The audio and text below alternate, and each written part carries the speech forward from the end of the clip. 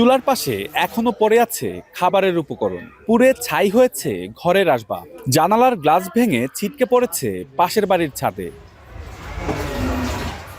ভোররাতে চাঁদপুর শহরের কোরালিয়া এলাকার ৬ তলা এই ভবনের চতুর্থ তলার ভয়াবহ বিস্ফোরণের শব্দ ছড়িয়ে পড়ে অন্তত ১ কিলোমিটার এলাকা জুড়ে।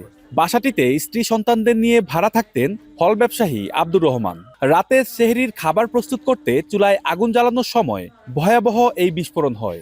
এতে দগ্ধ হন পরিবারের ৬ সদস্য। ঘটনার আকস্মিকতায় হতবিহ্বল হয়ে পড়েন প্রতিবেশীরা। পরে তাদের উদ্ধার করে পাঠানো হয় চাঁদপুর সরকারি জেনারেল হাসপাতালে।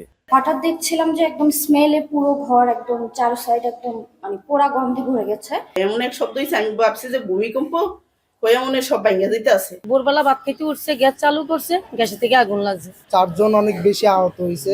যে 4 জন আমার মামা, মামানি, ছোট মামতো ভাই আর হচ্ছে যে আমার মামতো বোন।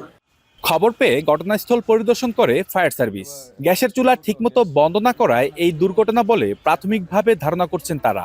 লিক হয়ে পুরা রুমে গ্যাসে ভরে গেছে। হঠাৎ করে যখনই রান্না করতে গেছে, রান্না করা যাওয়ার পরে গ্যাসের লাইট অথবা গ্যাস চুলায় যখনই ঘা দিছে, স্পার্ক হওয়ার সাথে সাথে আগুনটা সেকেন্ডের মধ্যে এখানে ছড়িয়ে গেছে।